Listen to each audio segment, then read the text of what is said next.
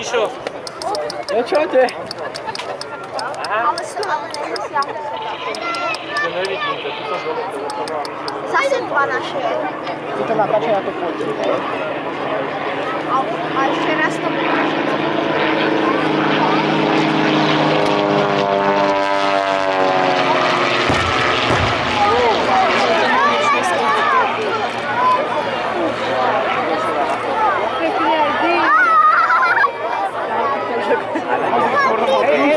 A teraz vyzerá, že konečne našli ten sklad, ktorý sa snažili nemeckí vojaci uchrániť pre vlastné potreby.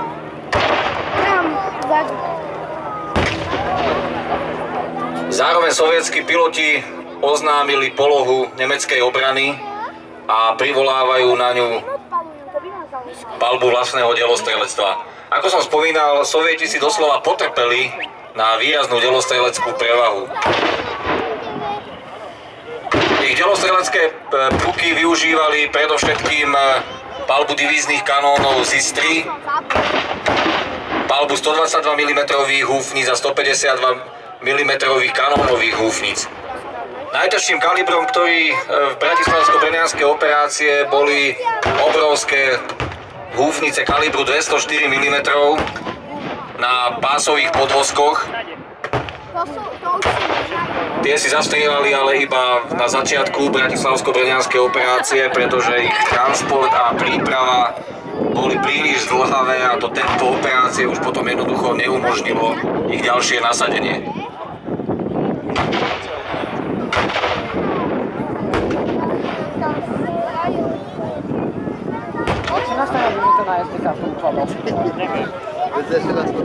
Ako vidíte, palba sovietských húfnic nie je veľmi presná, veľmi často kvôli nedostatku relevantných údajov z prieskumu sovietskí delostrelci pálili tzv. Na plochu, čiže na zhruba zamerané pozície bez nejakej veľkej prípravy, pokiaľ nemali na frontovej línii svojich vlastných pozorovateľov, tak sa snažili veľkou množstvou delostreleckých sálv pokryť čo najväčšiu plochu. Okrem toho boli Sovieti známi častým nasadzovaním reaktívneho delostrelectva, raketometov BM-13, ktoré sú známe pod zľudovelou prezývkou Kaťuše.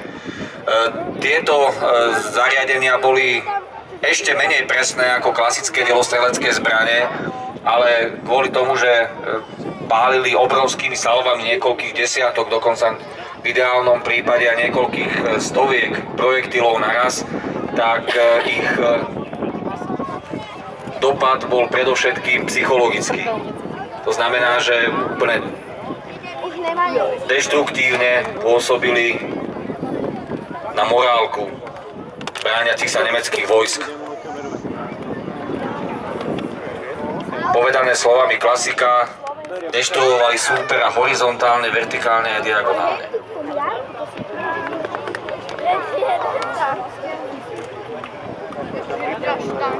No a už nám na scénu, na boisko prichádzajú slúbené tanky 128. tankového pluku majora Gaponenka.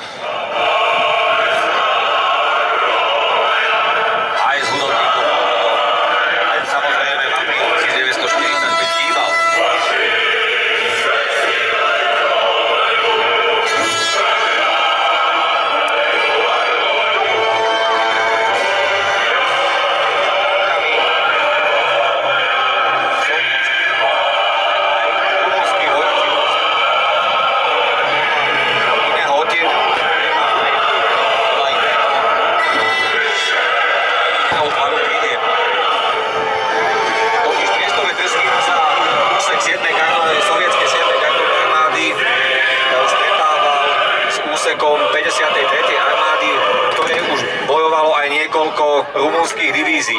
Rumúni totiž od leta 1944 zmenili strany a bojovali na strane spojencov proti Nemcom.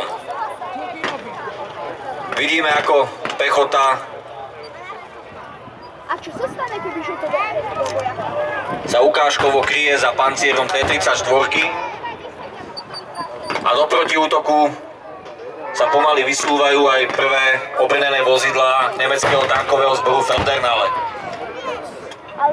Zatiaľ nám páli predovšetkým samohybné dielo Štuk 3, pričom Marder a Panther zostávajú zatiaľ maskovaní, aby príliš skoro neodhalili svoje pozície.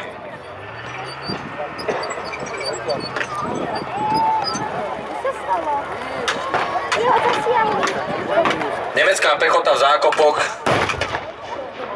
sa už takisto prezrádza svojou palbou.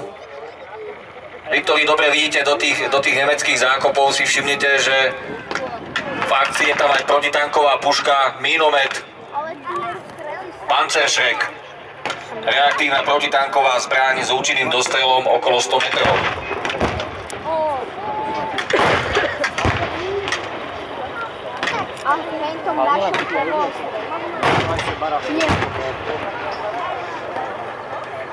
Zároveň na boisko dorazil zástupca 1815. samohybného delostreleckého pluku, samohybné dielo SU-76.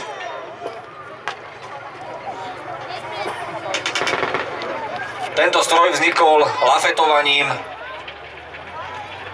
kanónu ZIS-3 na podvozok ľahkého sovietskeho tanku T-70. Používa sa väčšinou na delostreleckú podporu útočiacej pechoty,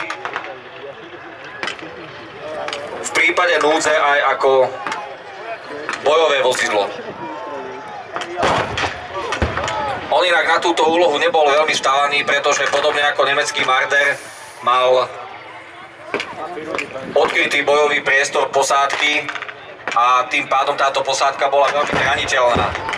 Bola ohrozená jednak palbou pechotných zbraní, niekedy stačilo dobre umiestniť ručný granát a celá posádka bola vyradená. Sovietské obrnené vozidlá sa nám rozvíjajú do ukážkovej bojovej formácie. Čiže v akcii uvidíme kompletnú tankovú čatu, posilnenú aj o jedno samohybné dielo.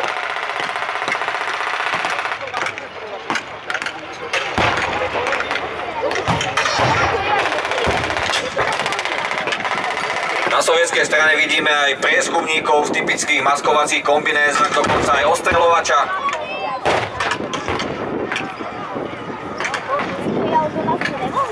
Prirodzene najzaujímavejší je tankový súboj, ktorý sa nám začína rozbiehať. Sovietské tanky manévrujú a snažia sa zaujať čo najlepšiu východiskovú pozíciu pre svoj útok. To isté samozrejme robia aj Nemci, ktorí sú si ale vedomí svojej početnej nevýhody.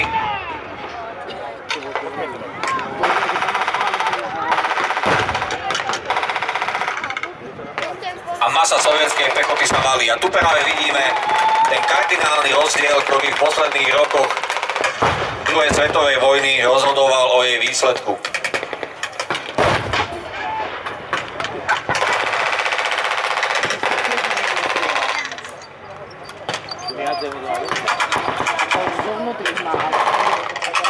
Niektorí zo sovietských pešiakov, to veľmi dobre vidno do všetkých pohľadov, majú na hlavách typické kozácké kubanky, také tie baranice s červeným vrchom.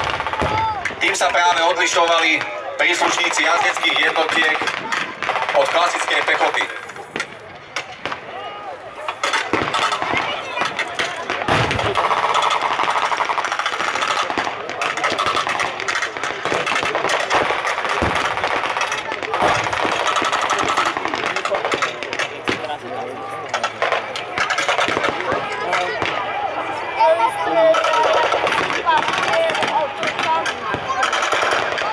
Malaci, vperiod, poháňajú sovietskí podôstojníci svojich mužov.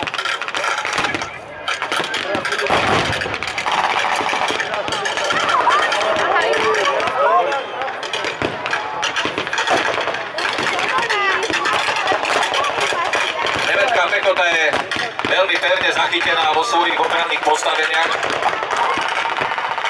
pádom Sovieti budú musieť podniknúť niečo viac.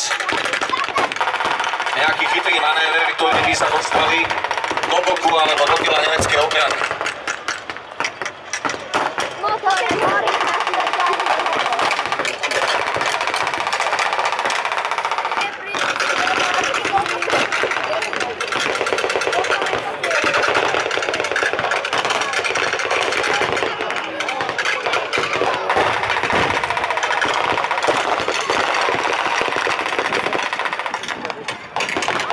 A máme tu prvý frontálny útok sovietskej pechoty, ktorá sa snaží čelne útočiť na nemecké zákopy. Nemci sa samozrejme nedávajú a vyrážajú do razantného protiútoku s využívaním každej jednej možnej terénnej nerovnosti. A vodu tam nemajú? Však aby uhasili tam. Násiv, ktorý vidíme pred tým dlhším nemeckým zákopom, nám zároveň symbolizuje protitankový násiv, ktorý Nemci pri Trstíne v apríli 1945 aj reálne navršili a predstavoval asi najväčšiu prekážku pre sovietské T-34 pri postupe ďalej na Jablonicu. Generál Pliev, ktorý publikoval svoje pamäti v roku 1971, napísal o týchto bojoch takú zaujímavú pasáž, kde tvrdil, že civilné obyvateľstvo nedalekej obce Hornej Orešany vraj dobrovoľne a s radosťou nabehlo a s lopatami vykopalo v tejto protitankovej prekážke pre sovietské tanky medvery a vďaka tomu potom 3. a 4. apríla Sovieti mohli preniknúť bezprostredne k Trstínu a stretnúť sa s nemeckými tankami a samohybnými delami v bezprostrednom boji.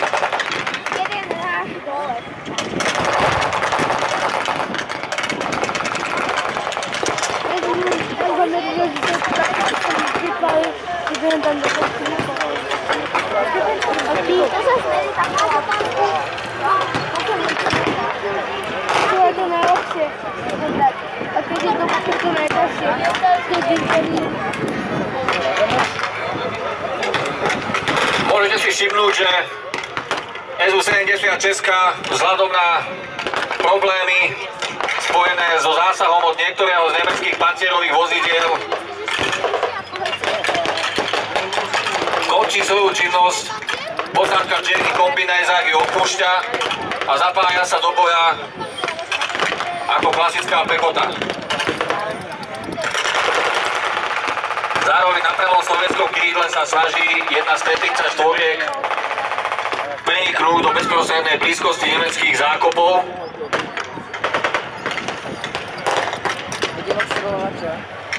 Pokropiť pechotu z gulometov, ale vidíme, že z druhej strany sa neporadce približuje nemecký štuk a uvidíme, ako dopadne tento delostrelecký súboj. Rímska oceľ proti Uralskej.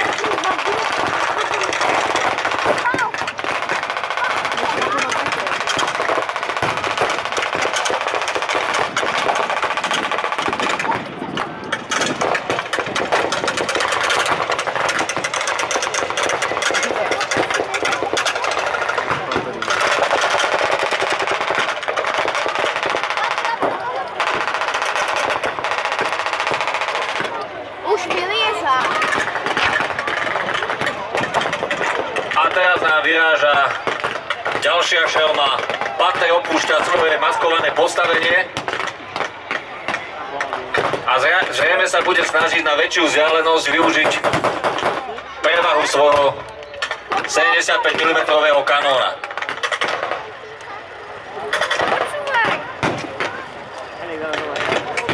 To už mierí.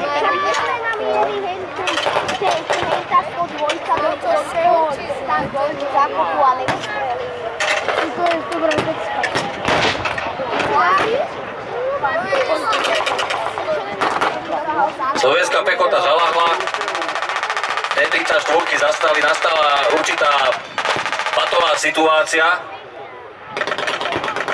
ktorú budú musieť buď nemecký alebo sovietský veliteľ vyriešiť nejakým zaujímavým manévrom. Panter a za ním čaták nemeckých granátnikov sa pomaličky presúva vpred. A zrejme nastanú pre sovietských tankistov krušné chvíle. Inak Pantery boli prvýkrát nasadené už v bitke pri Kursku v júli 1943, ale tieto prvé série trpeli značnou poruchovosťou a väčšina z nich musela byť okamžite po operácii stiahnutá. Ďalej vidíme, že na korbe, na motore Štuku sa objavil plameň, čo je nekladným dôkazom, že táto nemecká samohybka schytala zásah a je vyradená z boja. Posádka je opúšťa. A medzi tým Sovieti dorazili k prvému nemeckému zákupu.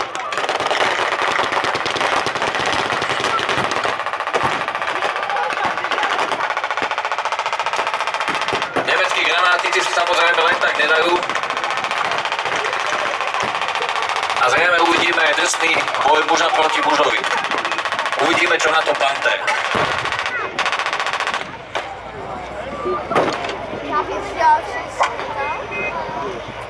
Vlastný si ho zestrel, ale chápeš tomu tento nováčik si zestrel.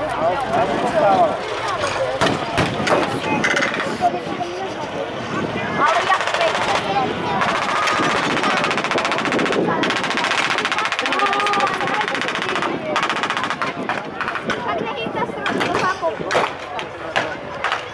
Jednou som videl na želka. Ja už zastrel za ten pás. No, kto si za to? Strel.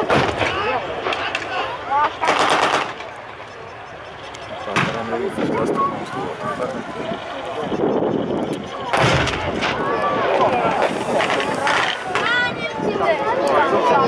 Delostrelecký súboj sa nám teda úspešne rozbieha. Vidíte, že tanky sa snažia nastaviť protivníkovi svoje čelné pancierovanie, ktoré u oboch typov dosahuje zhruba 10 cm. Oni sú mŕtvi.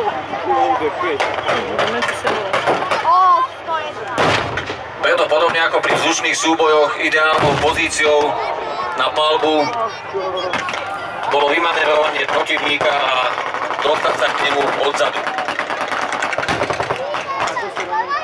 Určite väčšina z vás, čo ste tu videli americký film Železné šepsia, kde je scéna, v ktorej si 3 či 4 americké Shermany poradili s nemeckým Tigrom až potom, ako sa jeden z nich dostal za chrbát tejto nemeckej príšere a vyradili ju presne miereným zásahom do motora.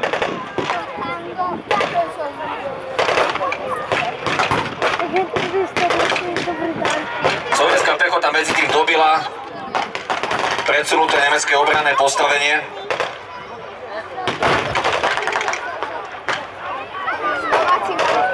Nemci sa samozrejme neradi vzdávajú. A zatiaľ si Panter vyvalil účty s jednou T-34.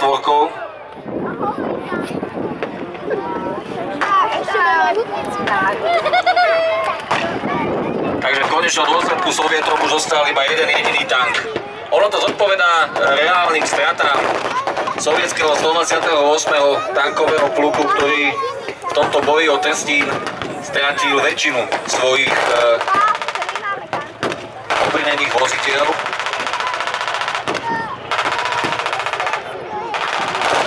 Samozrejme, nie každá strata tanku v boji znamenala okamžite jeho zničenie. Veľmi časté boli v podstate drobné komplikácie, ktoré ale tankom nemožňovali pokračovať v boji, ako bol napríklad roztrhnutý pás. V takom prípade sa ho posádka snažila buď ešte počas boja, alebo po zotmení odtiahnuť a opraviť. Sú oba tanky nastavené bočnou stranou. A tentokrát skorujú Sovieti. Plameň na čelnom pancieri nemeckého Pantera svedčí o tom, že najsilnejšia súčasť nemeckej výzbroje, nemeckej obrannej línie je vyradená a tým pádom sovietská pechota môže smelo s výkrikom Ura za rodinu, za Stalina vyrazí do útoku a zlikvidovať zvyšok nemeckej obrany, ktorú predstavujú jednak obrnené transportéry Marder, Hecer a zvyšok nemeckej pechoty. Zároveň na boisko dorazil jeden z typických malých sovietských nákladných automobilov predvojnovej alebo ranej vojnovej konštrukcie, ktorý priváža príslušníčky tzv. Medsanbatu, medicínsko-sanitárny batalión, teda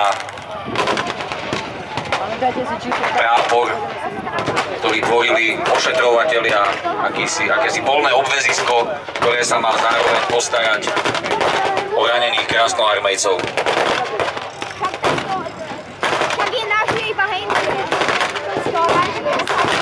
Vidíme, že k nemu privádzajú jedného zo zranených vojakov s obviazanou hlavou.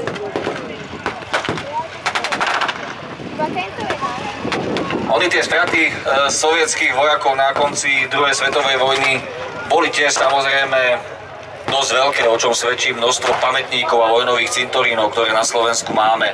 Ale už to ani zďaleka neboli také masakry ako v rokoch 1941-42, keď sovietske velenie v rámci hesla nás mnoga hnalo svoju pechotu do úplne samovražedných útokov. No a Červená armáda v roku 1945 už nebola sovietskou armádou z roku 1941. V priebehu tých 4 rokov toho, čo dodnes Rusi volajú veľkou vlasteneckou vojnou, prešla Červená armáda veľkou školou taktiky a dá sa povedať, že od Kurskej bitky z leta 1943 už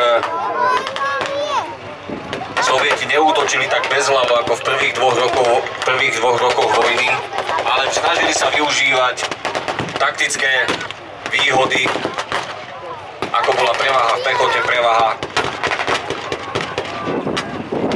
v delostrelectve. Na ľavom krídle ešte si možno všimnúť, ako jeden zo sovietských vojakov ručne stručne vysvetľuje svojmu nemeckému protivníkovi,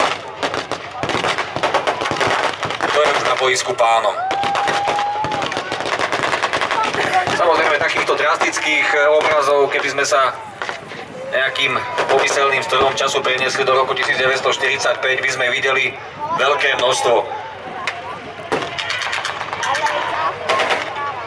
Vojna na východnom fronte totiž nebola len vojnou dvoch veľkých armád, ale aj vojnou dvoch zločinných, totalitných ideológií. Na jednej strane sovietského bolševizmu, na druhej strane nemeckého národného socializmu. A tento konflikt sa jednoducho nemohol skončiť inak ako zánikom jedného z nich. A preto sa na východnom fronte nebojovalo ako na západnom. Často sa porušovali tie najzákladnejšie paragrafy medzinárodných dohôd o vojenských zajacoch, o správaní sa k raneným vojakom protivníka a podobne. Nemci a Sovieti sa totiž navzájom obviňovali, že nepodpísali tieto medzinárodné dohody, čo samozrejme nebola pravda a bola to len zámienka na vybavovanie si účtov medzi týmito dvomi ideológiami. Je známe, že sovietskí vojaci zásadne nebrali do zajatia napríklad príslušníkov zbraní SS. Nebrali do zajatia, to znamená, že väčšinou ich na mieste strieľali. To isté Nemci uplatňovali voči tzv.